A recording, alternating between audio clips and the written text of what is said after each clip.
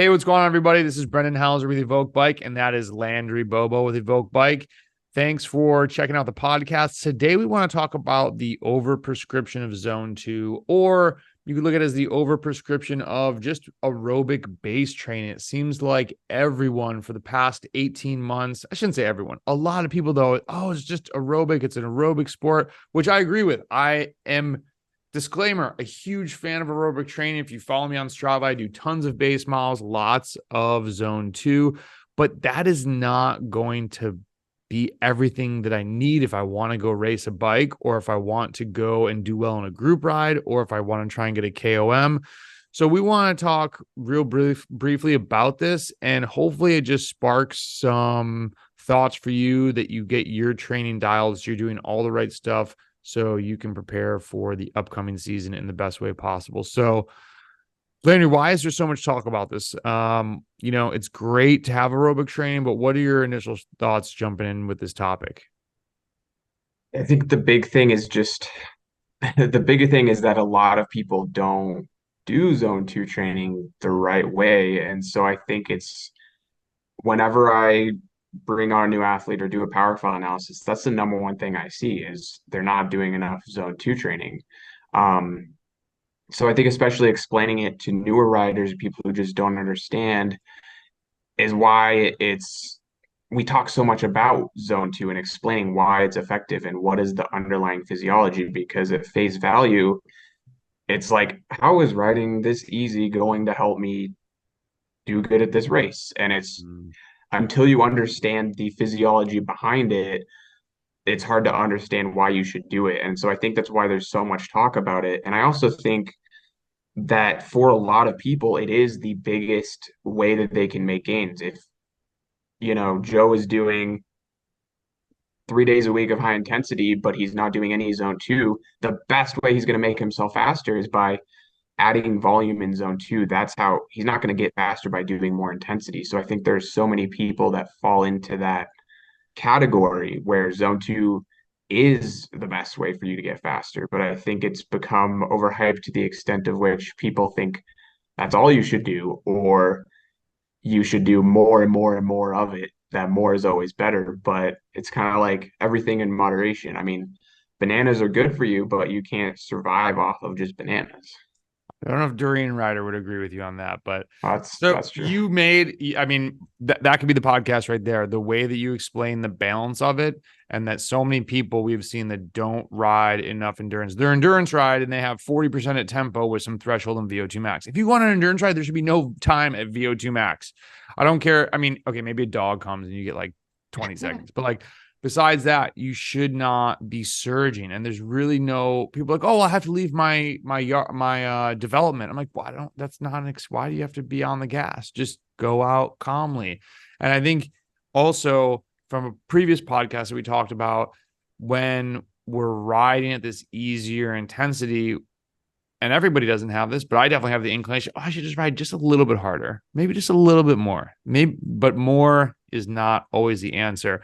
And I think another reason why this gets overprescribed is that, or that maybe people are hyping this is that it feels really good to complete these rides, and that you really, I hesitate to say that you can't do too much endurance riding, that has been the statement, but I think at this point we need to say you can overdo them, but you can do a ton of endurance volume, but it's going to leave a huge hole if that is all of your training. And there are people that say, just go see God every once in a while. I don't know what that means. And it is the worst training advice, because does that mean go do anaerobic training? Does that mean go a little bit longer in duration and lower the intensity so you're doing VO2 max training?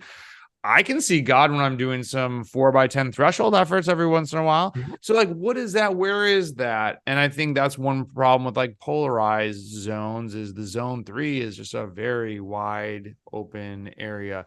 So, yes, aerobic training is extremely important. But if you want to race, if you want to get faster, if you want to beat your friends on a group ride, you need to do more than just that. So, it should feel good to complete these rides.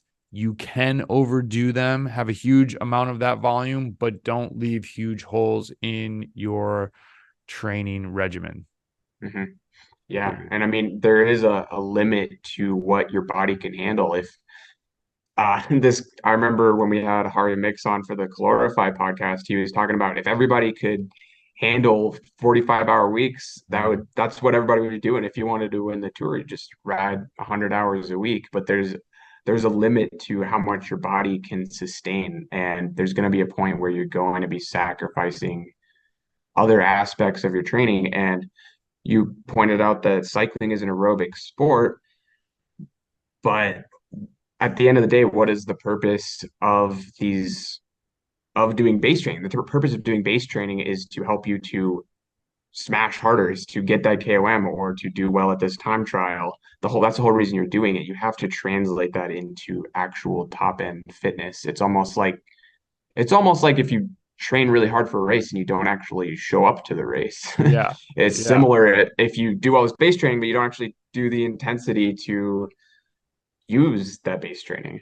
It's a piece of the puzzle, but it's not the whole thing. What's next for you?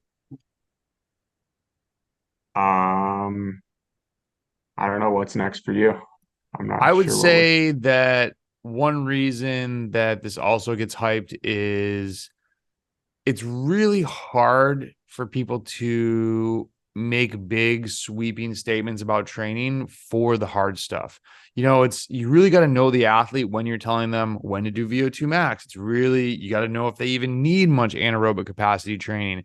So it's kind of hard to preach and make a Twitter following and an Instagram account that focuses on the hard stuff, because you got to dial in when each athlete needs these types of things.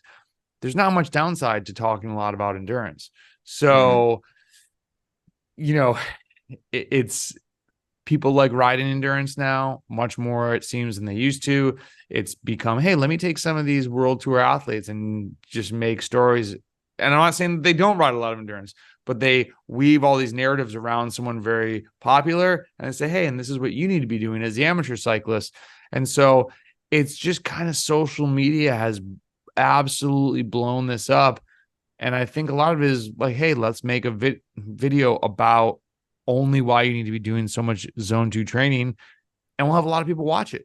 And I just think it's really leaving a huge hole again in what we need to be doing. So, Mhm. and to play devil's advocate, there's also other platforms that have gone the opposite way, that like burn people out from too much threshold training. So everyone's not doing that. There's clearly examples of the other route, but the same story would apply to those people. It's like, well, you're having people ride hard all of the time. That's where this all started. We need people riding more endurance. And so sometimes the two camps out there are like clashing heads, and hey, what if instead of clashing heads, we realize, oh, we need both? There Mhm. we go. Totally. And I mean, to your point about blanket statements about intensity, I mean, everybody is so individual that there are some people, I think even polarized training has been overhyped. There are some people who actually could benefit from doing more tempo or more threshold work. There are some people who could benefit from doing more zone two. There are some people who could benefit from doing more aerobic capacity, so that you have to have a purpose behind your training, and you really have to think critically about what your weaknesses are rather than just kind of doing whatever you read online. And that's where it comes to, sticking to your plan. I always like to think of it as, if we could be a 10 out of 10 of something, like that's our best quality. Maybe you're a sprinter, maybe you're good at 10-minute efforts, whatever. If you look at your training as each zone, hey, how am I at long rides? How am I at sprint finishes? How am I at 10-minute threshold efforts at, late in a ride? What about those really intense VO2 max efforts? You don't want anything to be a score of like 3, a 2, a 3, or 4. That's a weakness. Work on that. That's going to be different than what your friend needs to work on. And you need to not always be looking at everyone else's Strava. Oh man, this person's got this new interval thing. They're doing this thing. I got to do. No, focus on you, doubling down on your strengths, improving your weaknesses. I mean, cycling is so dynamic. You can't have a huge hole in your armor or it will get exposed. So, yeah, variety, it's key. Any other thoughts on this? Hmm. I have one Um, more. I yeah, think go ahead. anything that we do too much of just makes us dull and burned out a bit. And we hit on this in previous podcasts. Too much zone two, it's not going to leave the energy to go hard. It's not going to leave us with the hunger to go hard and train, do the race winning intervals, do the really hard rides on our own. We're not going to be in our dojo honing our craft. We're just going to be riding and riding and riding. And yes, there are aerobic gains to be made from big volume of endurance, but again, it's not it. So, all right, everybody. Thanks for checking out the podcast. Please leave us a 5-star review if you're listening on Apple, iTunes. If you're on YouTube, subscribe and join the memberships. And we'll talk to you soon. Thanks. See ya.